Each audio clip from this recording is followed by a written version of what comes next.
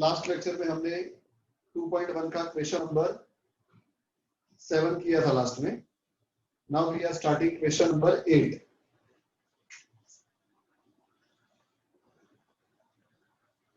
Exercise 2.1 question number 8। Mid value, frequency and class length are given.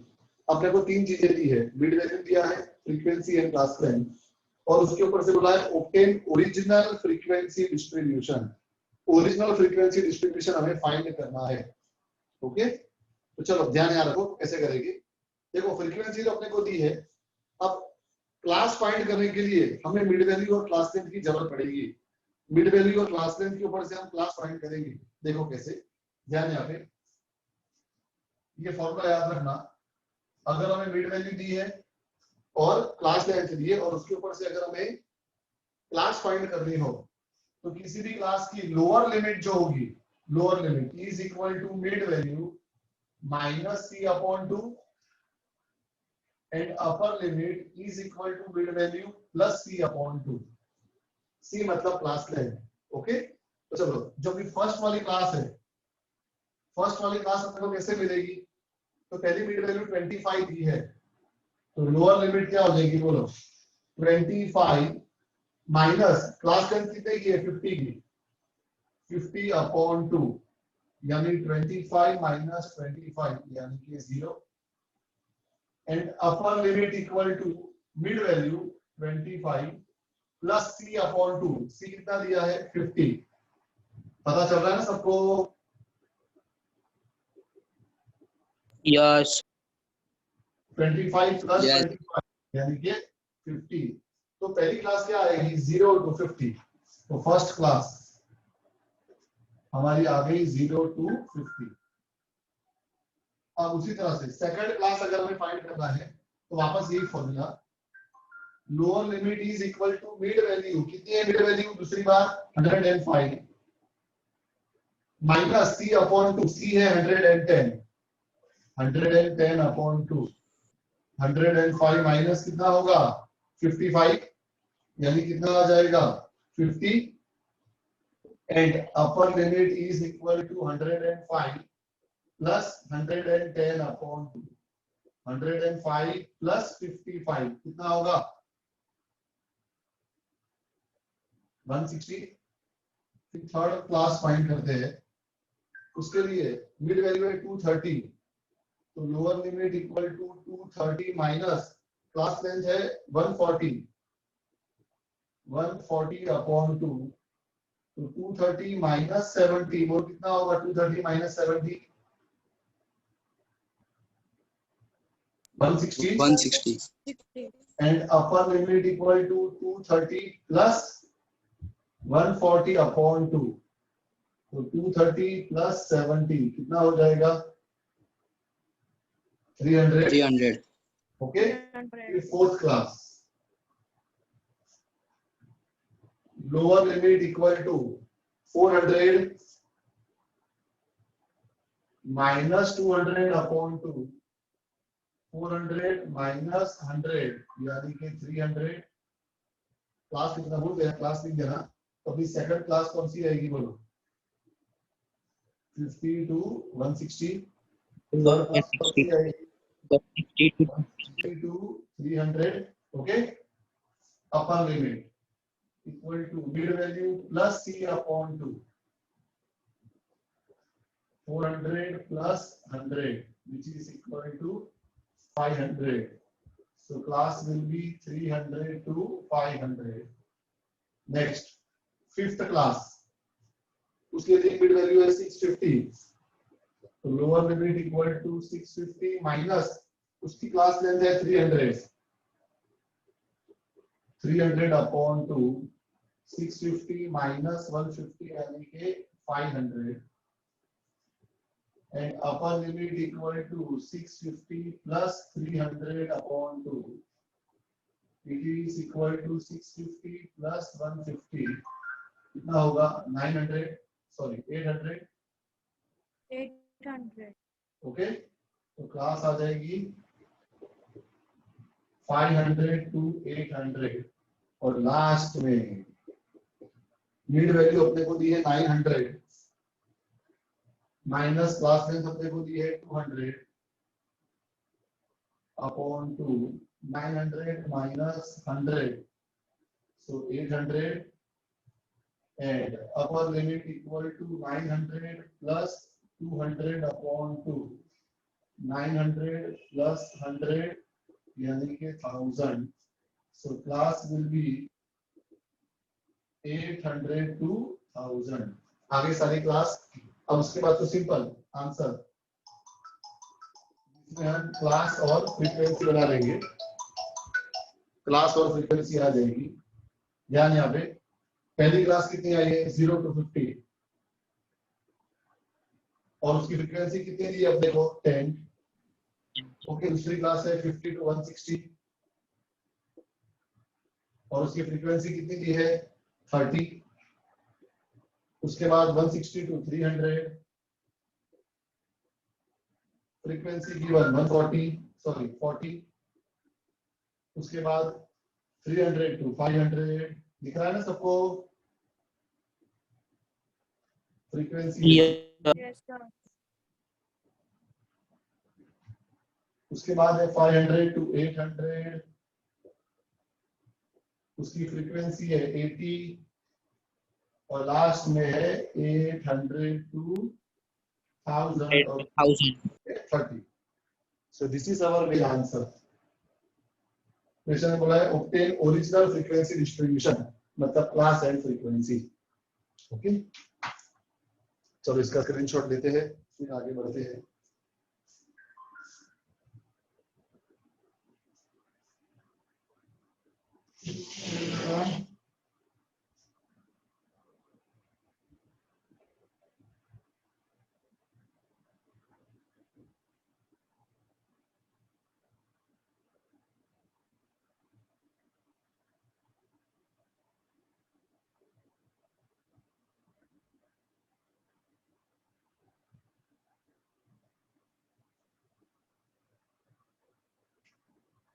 now next question question number 9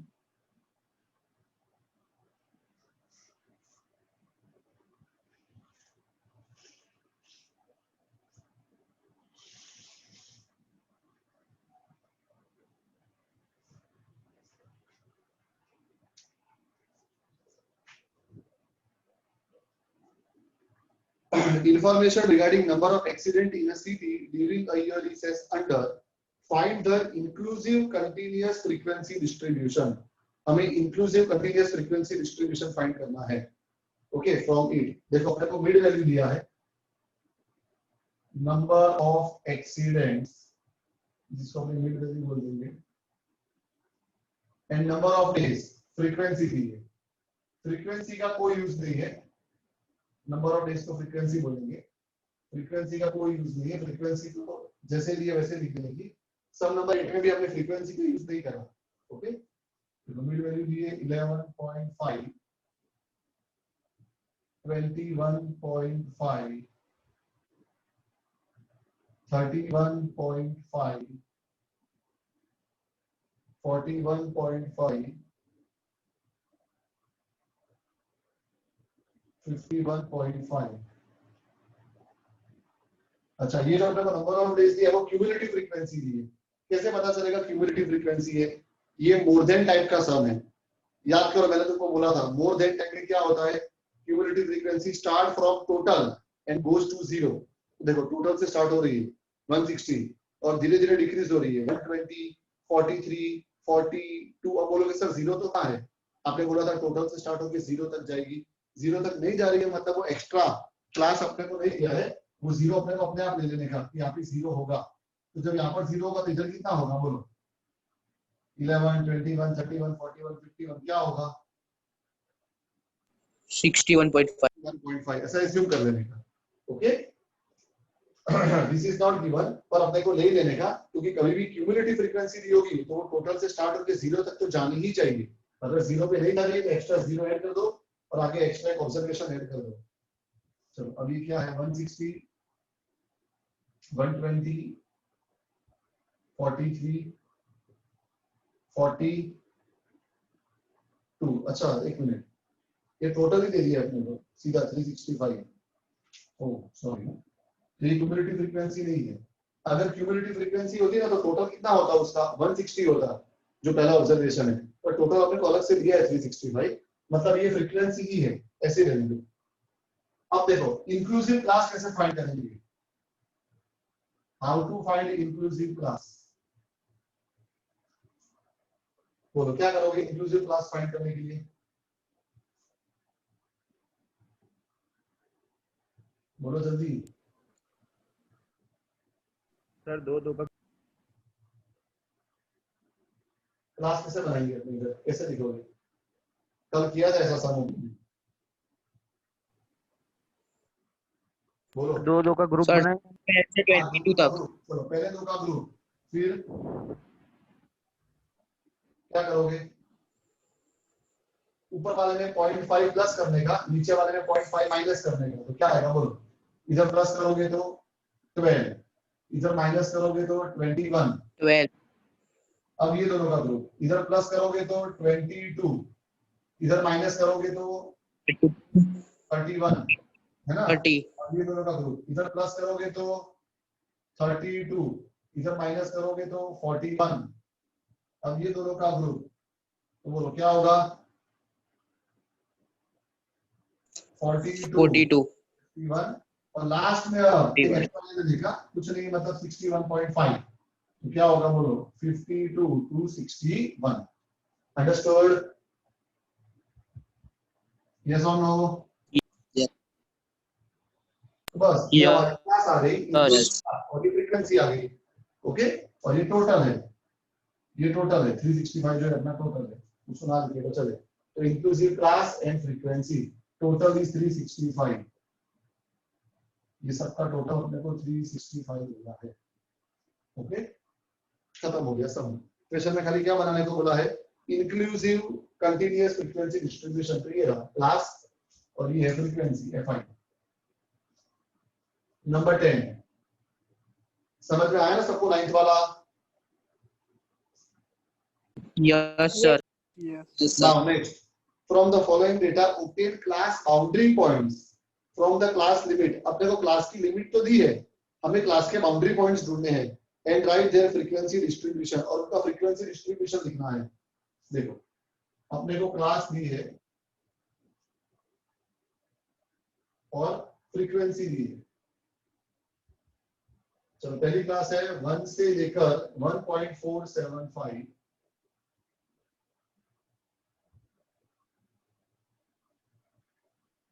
second है 1.5 से लेकर 1.975,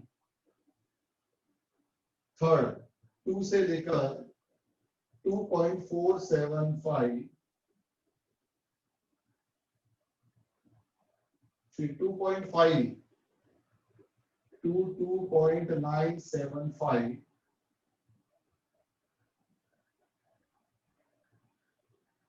3 to 3.475, 3.5 to 3.975।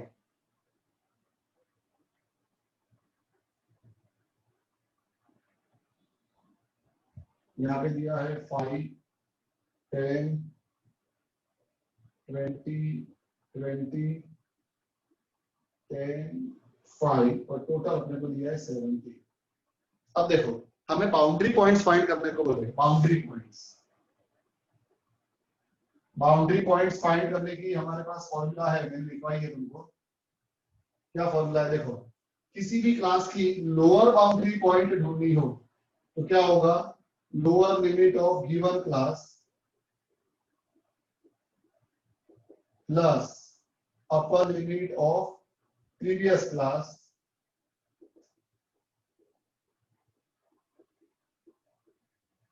Divided by 2, and upper boundary point कैसे मिलेगी, upper limit of given class plus lower limit of next class divided by 2। इस chapter के पहले lecture में हमने लिखी थी, तो ये फॉर्मूला यूज करेंगे। यहाँ पर आप डायरेक्ट शॉर्टकट यूज नहीं कर सकते, प्लस 0.5 कर दिया, माइनस 0.5 कर दिया, ऐसा नहीं कर सकते क्योंकि देखो सब पॉइंट पे है वैल्यू। तो चलो इसका अपने लोअर बाउंड्री पॉइंट और अपर बाउंड्री पॉइंट फाइंड करते हैं। तुम ध्यान से देखो, तो 2 है, 2 के पहले क्या था इधर 1.975, 3 है तो 3 के पहले क्या है 2.975। तो मुझे मतलब 1 होगा तो 1 के पहले क्या होगा इधर ऊपर 1 के 0.47597। हाँ बोलो क्या होगा 0.5 से 975। 0.975 ऐसी होगी। ये दी नहीं है एक्स्ट्रा, मैंने एज्यूम कर रहे क्योंकि अपने को जब लोअर बाउंड्री पॉइंट फाइंड करना है तो जरूरत पड़ेगी। लोअर बाउंड्री पॉइंट मैं पहले फर्स्ट वाले क्लास की फाइंड करता हूँ, एक ही मैं करके बता रहा हूँ, बाकी तुम अपने आप करना। Lower limit of given class, इसकी लोअर लिमिट कितनी है 1, plus upper limit of previous class, previous class की अपर लिमिट कितनी है 0.975 अपॉन 2। बोलो कितना आएगा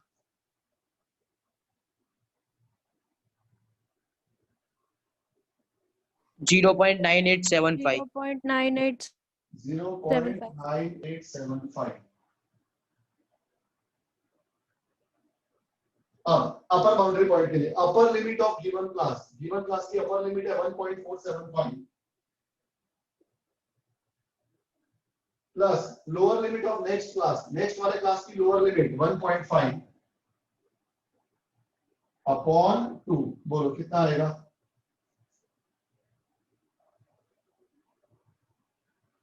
1.4875। 1.4875। 1.4875। ओके, अब इधर सेकंड वाले क्लास के लिए करते हैं। तो चलो क्या होगा, अब कैलकुलेटर हाथ में ले लो, एक मैंने करके बता दिया, अब ओरली करेंगे हम। तो चलो क्या आएगा, लोअर लिमिट मतलब 1.5 plus upper limit of previous class 1.475 divided by 2। 1.5 plus 1.475 divided by 2 1.4875। 1.475। और अपर बाउंड्री पॉइंट के लिए upper limit of given class 1.975 plus lower limit of next class 2 divided by 2। 1.975 plus 2 divided by 2 1.9875। 1.9875। चलो अब third वाली class पे आते हैं। तो अब तो ओरली भी लिख सकते हो, बोलो क्या आएगा इधर 1.9875। 2.4875 2.4875 से लेके 2.9875 2.9875 से लेके 3.4875 3.4875 से लेके 9875। 3.9875। ये आ गया अपर बाउंड्री पॉइंट है, लोअर बाउंड्री पॉइंट है, अपर बाउंड्री पॉइंट खत्म हो गया सब। चलो इसका स्क्रीनशॉट ले लेते हैं। So with this our first part of the chapter is over, classification of data. यहाँ पर हमने कंटीन्यूअस फ्रीक्वेंसी डिस्ट्रीब्यूशन में कन्वर्ट किया, लेस देन में कन्वर्ट किया, मोर देन में कन्वर्ट किया।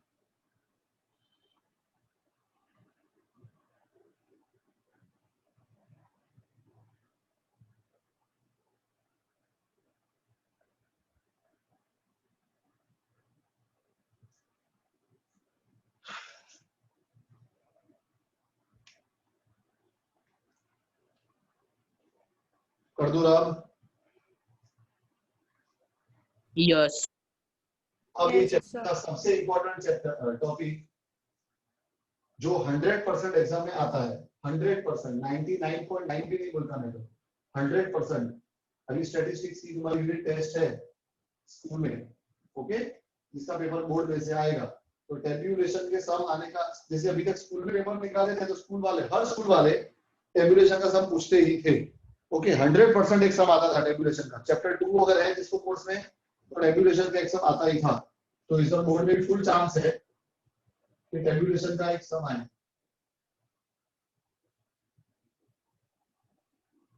अब ये टेबुलेशन है क्या? तो tabulation is nothing but the method to represent any data in form of table. किसी भी डेटा को अगर हमें टेबल के फॉर्म में रिप्रेजेंट करना है तो उसको बोला जाएगा टेबुलेशन।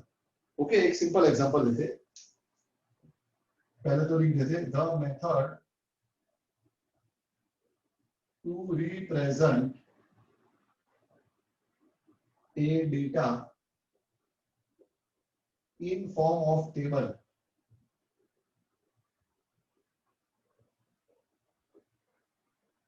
is called tabulation। अब टेबुलेशन का सबसे मेन इंपॉर्टेंस क्या है या सबसे मेन यूज क्या है? तो एक सिंपल सा एग्जांपल देता हूं जिससे तुमको पूरा टेबुलेशन का मीनिंग समझ में आ जाएगा। ओके, वैसे तो डेफिनेशन से क्लियर है कि किसी भी डेटा को टेबल के फॉर्म में लिखना। क्यों लिखना वो भी पता चलेगा। तुम सबको क्लास में से टाइम टेबल मिला था? यस और नो? यस, स्कूल में से तुमको टाइम टेबल मिलता है पूरा? मिलता है कि नहीं मिलता है? आपने बात करें मंडे को, तो मंडे को मान लो अकाउंट्स का और इकोनॉमिक्स का लेक्चर है और ये बजे से ये बजे तक है। ओके, तो अब मंडे से लेके सैटरडे तक का जो तुमको टाइम टेबल मिला है, क्या तुमको टाइम टेबल पैराग्राफ के फॉर्म में मिला? कैसा? स्कूल में से क्लास में से तुमको टाइम टेबल मिला? Time table there will be account lecture from 3 to 4 p.m. and eco lecture from 4 to 5 p.m. on Monday. Full stop. There will be English lecture from 2 to 3 p.m. and BA lecture from 3 to 4 p.m. on Tuesday. There will be only account lecture from 5 to 6 p.m. on Wednesday. ऐसा करते करते Saturday तक का programme दिया हो इस तरह से, कैसा लगे? अच्छा लगे कि खराब लगे? खराब लगे। खराब लगे मतलब पढ़ने को घंटा लावे। ऐसा पैराग्राफ के फॉर्म में कौन देता है टाइम टेबल? बराबर है। पर इसी चीज को तुमको अगर ऐसा टेबल के फॉर्म में दिया हो पूरा मस्त,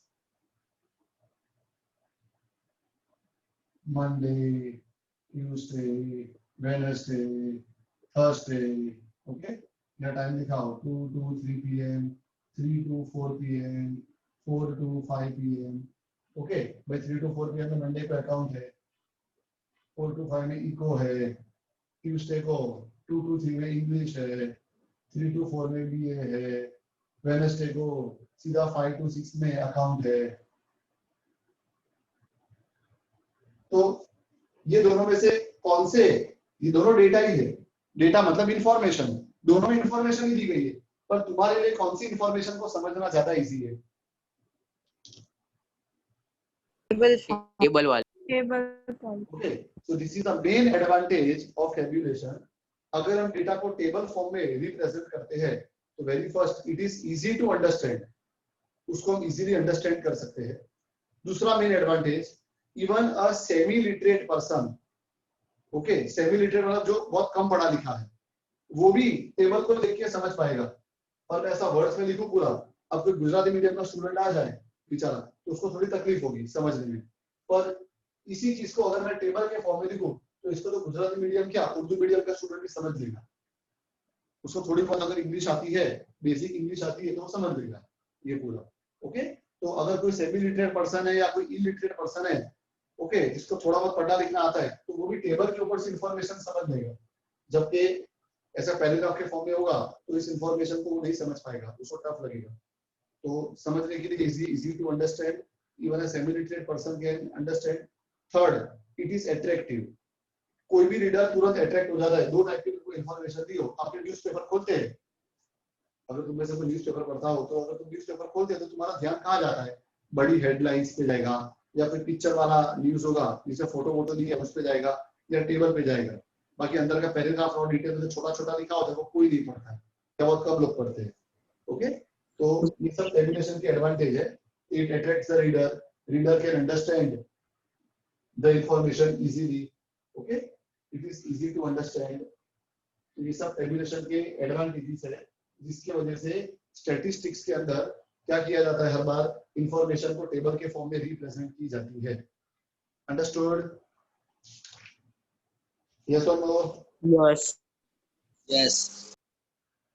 ओके, तो ये तो हमने लिख ही दिया टेबुलेशन का. अब उसके यूजेस देख लेते हैं. वेरी फर्स्ट, टेक्स्ट बुक में तो दिया, ये पर उसको हमें सिंपल तरह से लिखते हैं. It represents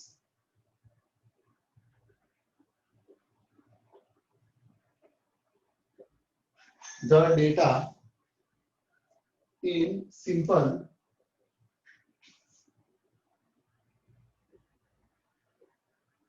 and organized manner. एक तो डेटा सिंपल तरह से रिप्रेजेंट हो जाता है और ऑर्गेनाइज्ड मैनर में. ऑर्गेनाइज्ड मतलब सिस्टमैटिक. ओके, टेबल को देखिए तुम हर चीज सिस्टमैटिकली समझ सकते हो. Second,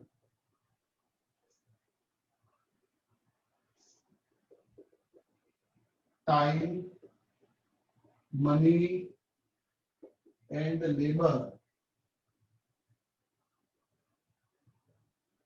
for study of data is saved. Okay, अगर कोई भी डेटा टेबल के फॉर्म में रिप्रेजेंट किया है तो उसको स्टडी करने में टाइम भी कम जाता है, मनी भी कम लगेगा, लेबर भी कम जाएगा. Okay. Third,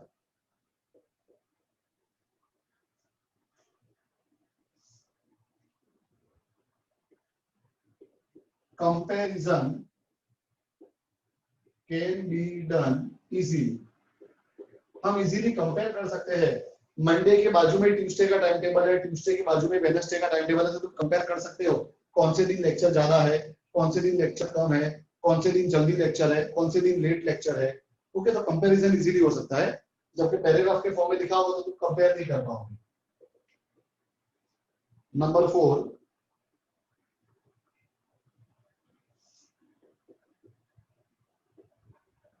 errors can be detected and rectified. Detected and rectified. Okay, error हम तुरंत ही डिटेक्ट कर सकते हैं, रेक्टिफाई कर सकते हैं. मान लो मैंने मंडे में 3 से 4 में इंग्लिश का लेक्चर रखा है. ओके, और उसके बाद अगर 3 से 4 में ही मैथ्स अकाउंट्स का भी लेक्चर है तो तुरंत एरर पता चल जाएगी कि एक ही टाइम पे 2 लेक्चर कैसे हो सकते हैं, क्लैश हो रहा है लेक्चर, मतलब हमें टाइम चेंज करना पड़ेगा अकाउंट्स के लेक्चर का. ओके, तो ऐसी कोई भी एरर हो तो उसको डिटेक्ट कर सकते हैं और उसको रेक्टिफाई भी कर सकते हैं अगर टेबल के फॉर्म में होगा तो. जैसे हम लोग क्लास का टाइम टेबल जब बनाते हैं, ओके, तो जब रफ टाइम टेबल बनता है तो पूरा उसको टेबल के फॉर्म में लिखते हैं, टाइम वाइज, स्लॉट वाइज, ताकि फैकल्टी का भी टाइम टेबल ऐसे बनता है और स्टैंडर्ड का क्लास वाइज भी ऐसे ही बनता है, ताकि दोनों में से कहीं पर भी क्लैशिंग हो तो पता चल जाए. मान लो हिमांशु सर का इकोनॉमिक्स का लेक्चर मैंने 3 से 4 में डाल दिया. ओके, तो मैंने वहां हिमांशु सर के स्लॉट में भी 3 से 4 में 11 का लिखा, तो पता चला कि 3 से 4 में तो हिमांशु सर का ऑलरेडी 12th कॉमर्स में लेक्चर है. तो कहीं पर भी कुछ गलती होगी तो तुरंत कैचअप आ जाएगी. कब? अगर हमने डेटा को टेबल के फॉर्म में लिखा है तो हम कोई भी ऐसी एरर को डिटेक्ट कर सकते हैं और उसको रेक्टिफाई भी कर सकते हैं. ओके, और लास्ट में the analysis can be done easily. Analyse करना, किसी भी डेटा को एनालाइज करना मतलब उसकी डिटेल स्टडी करना. ओके, डिटेल स्टडी मतलब टाइम टेबल को देखकर डिटेल स्टडी कर सकते हैं कि टोटल पूरे वीक में कितने लेक्चर्स है, अकाउंट्स के कितने आ रहे हैं, स्टैटिस्टिक्स के कितने आ रहे हैं, इकोनॉमिक्स के कितने हैं, बीए के कितने हैं, टेस्ट कितनी है, कौन से दिन ज्यादा लेक्चर है, कौन से दिन कम लेक्चर है, कौन से दिन हॉलीडे है. ये सारा एनालिसिस तब इजीली हो सकता है जब हम डेटा को टेबल के फॉर्म में रिप्रेजेंट करें तब.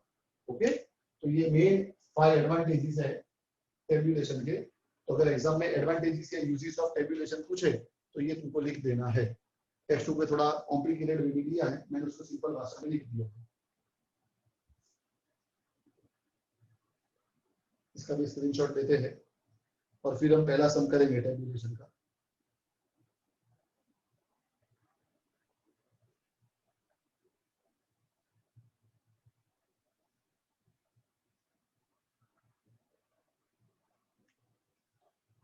चलो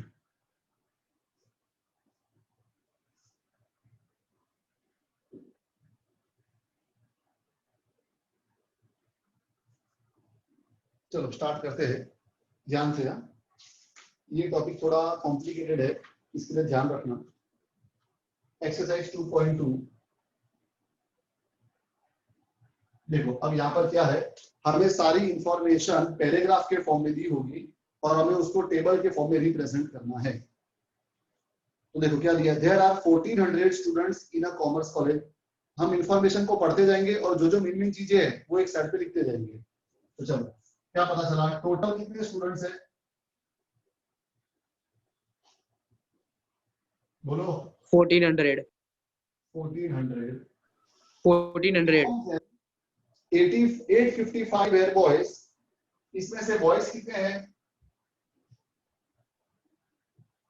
855 अच्छा तो बताओ फिर गर्ल्स कितनी हो जाएगी,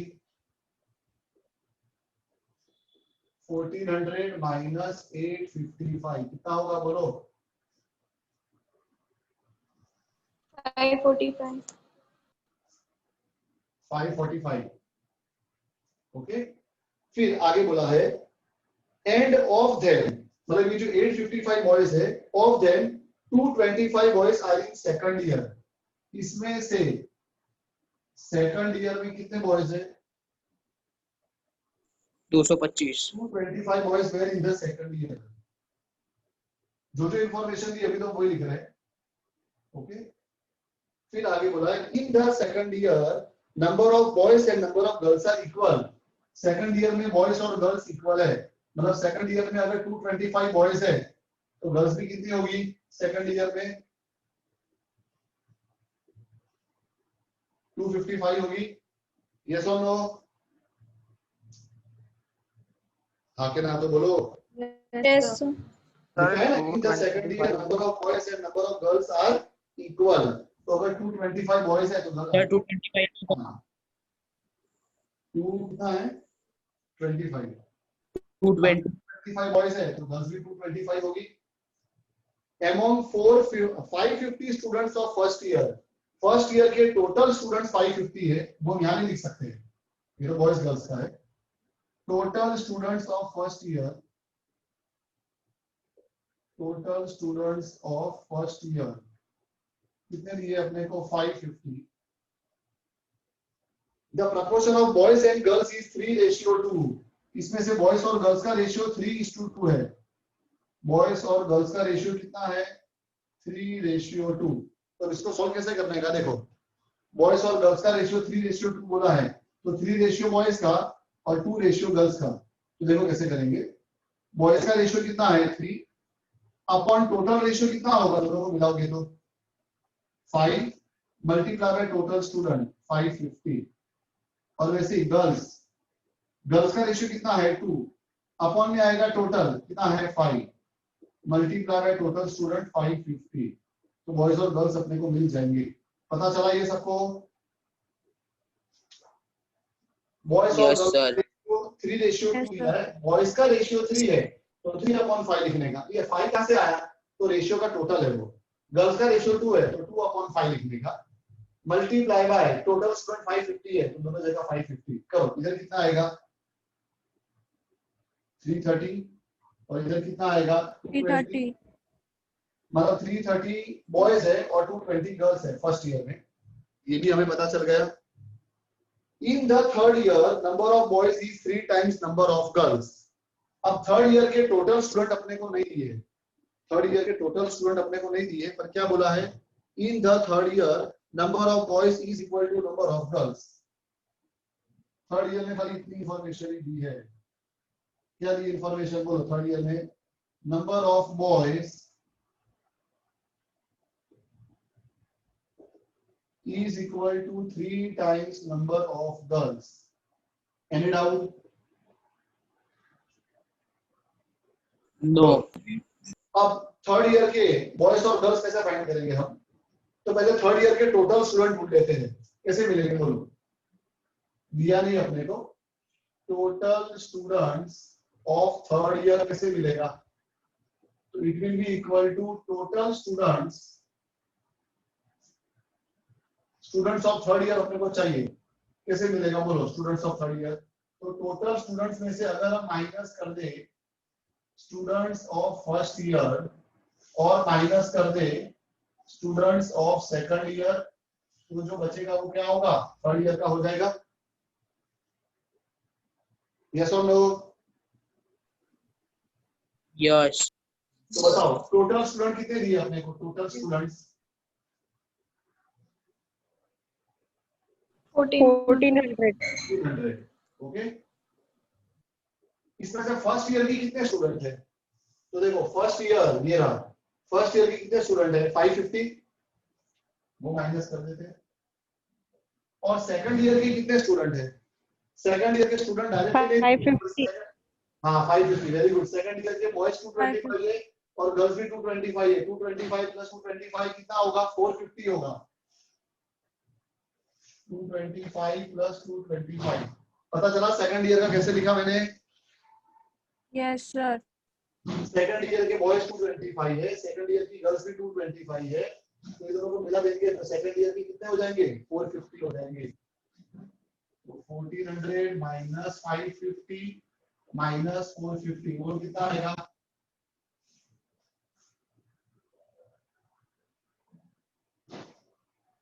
बोलो जल्दी।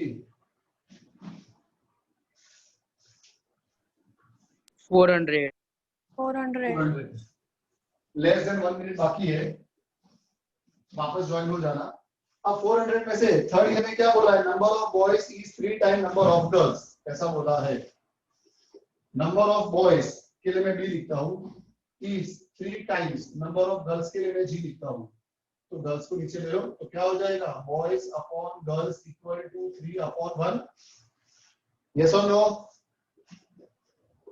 तो बॉयज और गर्ल्स का रेशियो कितना हो गया? 3:1। तब तो आएगा बॉयज का रेशियो 3 है तो क्या होगा? 3 अपॉन 4 मल्टीप्लाई बाय 400। और गर्ल्स का रेशियो 1 है तो 1 अपॉन 4 मल्टीप्लाई बाय 400 कितना होगा बोलो? 300 and 100। Understood? Yes. Yes sir. सबको हमें टेबल के फॉर्म में, बस अब खाली टेबल हमें बनाना है। अब ये डेटा के अंदर क्या क्या चीजें अपने को दी बताओ? Total number of students in college दी है और बॉयज और गर्ल्स के फॉर्म में और ईयर के फॉर्म में, है ना? तो देखो कैसे लिखेंगे हम। एक बाजू लिखेंगे हम बॉयज गर्ल्स और इधर आएगा first year second year and third year. Okay,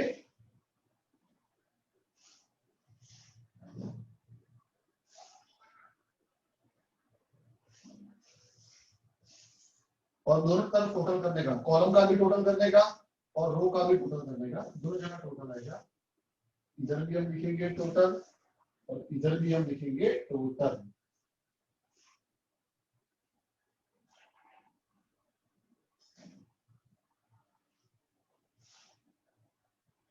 table थोड़ा अच्छे से बनाना,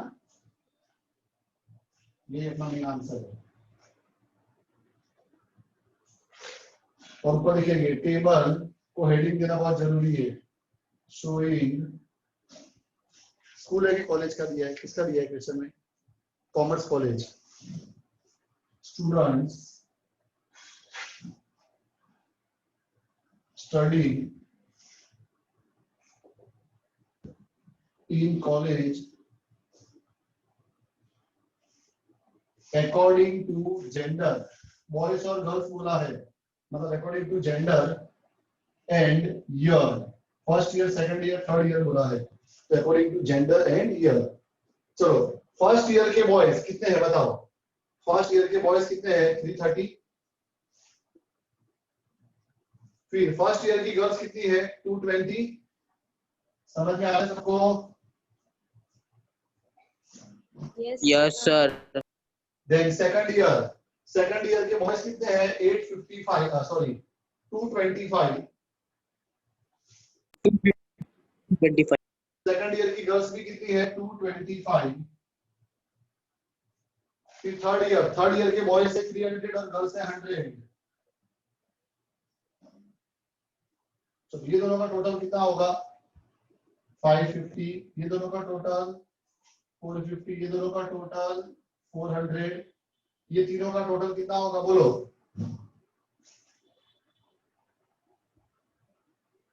855। 855. देखो आ गया ना, 855 टोटल बॉयज थे, अपने आप आ गए। गर्ल्स कितनी है बोलो, ये तीनों का टोटल करो 545, अपने आप आ गए। 545. अब तुम ये तीनों का टोटल करो या ये दोनों का टोटल करो, टोटल स्टूडेंट 1400 थे, तो यहाँ पे आ जाएगा 1400। 1400. Understood? Yes, sir. No, sir. तो इसका स्क्रीनशॉट ले लेते हैं। अभी दूसरा सम नहीं करना, दूसरा सम करने बैठेंगे तो टाइम बहुत चला जाएगा। आज लेक्चर लेट स्टार्ट हुआ, उस चक्कर में सम एक ही हो रहा है ये वाला। तुम्हारी स्टेट्स की एग्जाम कब है? Next Monday. ये मंडे नहीं, उसके बाद वाले। Yes. Yes, sir. Okay okay, बस अब तक तो ये टॉपिक हो जाएगा कंप्लीट, फिर खाली ग्राफिकल पार्ट रहेगा। और अगर ऐसा है तो तुम बोलो तो नेक्स्ट वीक पूरा अपने स्टेट्स दे देते अकाउंट्स की जगह पे, तो ये चैप्टर पूरा कंप्लीट हो जाएगा। ऐसा करें कि अकाउंट्स में अकाउंट्स ही करना है? आपको ठीक लगे। ओके चलो देख लेते हैं, आपको जो भी होगा मैं लेक्चर शेड्यूल कर दूंगा। ओके उस तरह से आज का लेक्चर यहाँ तक रखते हैं, नेक्स्ट लेक्चर में आगे कंटिन्यू करेंगे।